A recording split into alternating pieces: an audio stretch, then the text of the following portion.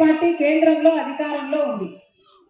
BJP party అధికారంలో వచ్చినప్పటి నుండి ఉపాధి హామీ చాలా దయనీయంగా తయారైపోయింది. ఎంత దయనీయంగా తయారైందంటే 100 రోజుల పని ఇవ్వాల్సి ఉంటే ఉపాధి హామీ చట్ట ప్రకారం ఏ సంవత్సరం కూడా 100 రోజులు పని ఇవ్వలేదు. పోయిన సంవత్సరం కూడా 52 రోజులు మాత్రమే పని ఇచ్చారు. లెక్కల ప్రకారం 52 రోజులు మాత్రమే పని ఇచ్చారు.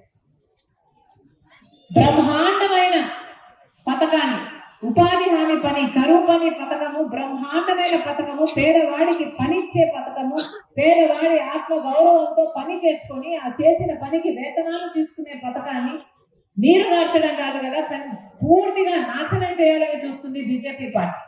ఉపాధి హామీ పథకాన్ని ఇక తీసివేయాలి అంటూ ఒక కొత్త చట్టాన్ని తెచ్చింది బీజేపీ పార్టీ, బీబీ గ్రామ్ అనే చట్టాన్ని. అంటే ఇప్పుడు ఉపాధి హామీ పథకం మహాత్మా గాంధీ జాతీయ గ్రామీణ ఉపాధి హామీ పథకం అనబడదు. దీంట్లో మహాత్మా గాంధీ పేరుంది. మహాత్మా గాంధీ గారి పుణ్యవంత పథకం ఈ పథకము. అయినా మహాత్మా గాంధీ పేరును తీసేసి కొత్త చట్టం తెస్తున్నారు, బీబీ గ్రామ్ చట్టం అని. ఇంకొక 6 నెలల్లో అది అమలు అవుతుందట. ఈ బీబీ గ్రామ్ చట్టము ఎంత దరిద్రంగా ఉంది అంటే ఉపాధి హామీ పథకానికి ఈ బీబీ గ్రామ్ చట్టానికి నక్కకు నాగలోకానికి ఉన్నంత తేడా ఉంది. ఉపాధి హామీ చట్టంలో గ్రామాలు బాగుపడ్డాయి.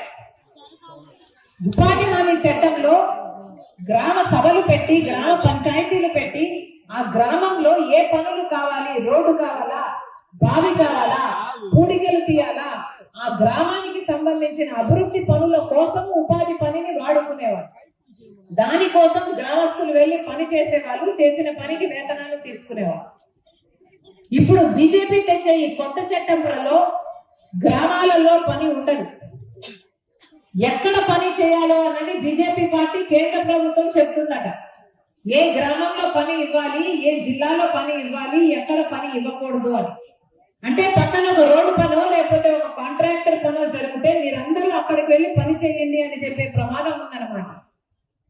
అంటే ఇక గ్రామాలలో చేయాల్సిన పనులు, జరగాల్సిన పనులు, అభివృద్ధి పనులు ఇక్కడ ఆగిపోతాయి.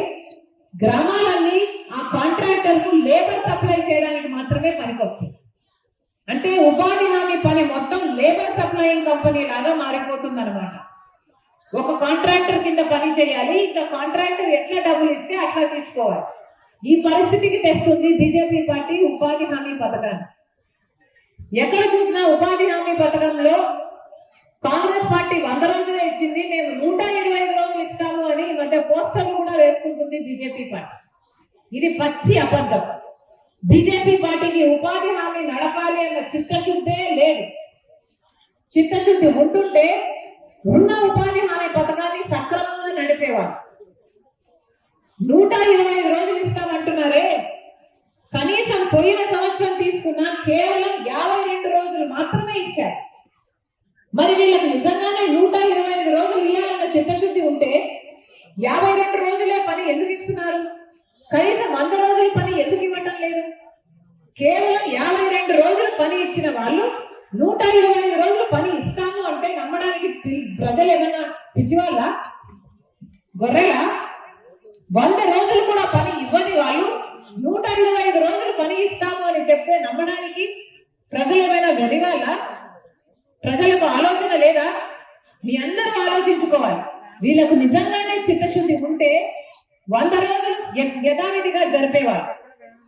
అది జరపకుండా ఇప్పుడు 125 రోజులు ఇస్తాము అంటుంటే ఇది పచ్చి అబద్ధం, ఇది బూటకం.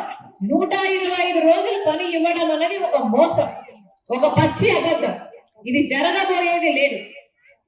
మహాత్మా గాంధీ జాతీయ గ్రామీణ ఉపాధి హామీ చట్టంలో, ఉపాధి చట్టంలో మొత్తం నిధులన్నీ కేంద్ర ప్రభుత్వం ఇచ్చేది. అంటే ఉపాధి చేసిన ఈ కార్మికులు చేసిన పనులన్నిటికీ బిల్లులు రాష్ట్ర ప్రభుత్వం కేంద్ర ప్రభుత్వానికి పంపితే కేంద్ర ప్రభుత్వం మొత్తం బిల్లులు మళ్ళీ రాష్ట్ర ప్రభుత్వానికి ఇచ్చేది. అది కూడా 15 రోజుల్లో ఇవ్వాలి అన్నది చట్టం. కానీ ఇప్పుడు ఈ బీజేపీ తెస్తున్న ఈ కొత్త చట్టంలో కేంద్ర ప్రభుత్వం మొత్తం డబ్బులు పెట్టుకోదట. 60% మాత్రమే వాళ్ళు పెట్టుకుంటారట, మిగతా 40% రాష్ట్ర ప్రభుత్వం పెట్టుకోవాలట. మన రాష్ట్ర ప్రభుత్వం డబ్బులు పెట్టుకునే స్థితిలో ఉందా?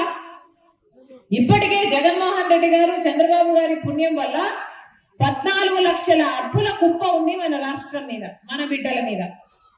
కనీసం రాష్ట్రంలో ప్రభుత్వ ఉద్యోగస్తులు కూడా జీతాలు ఇవ్వడానికి డబ్బులు లేవు. ఇక ఉపాధి హామీ పనికి డబ్బులు పెట్టుకోమంటే పెట్టుకుంటారా మన రాష్ట్ర ప్రభుత్వం?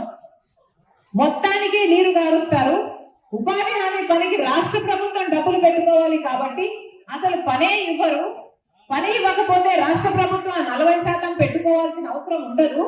వీళ్ళు 40% పెట్టుకోకపోతే కేంద్రం పెట్టుకోవాల్సిన 60% కూడా వాళ్ళు పెట్టుకోవాల్సిన అవసరం కూడా రాదు. ఇది వీళ్ళ స్కీమ్.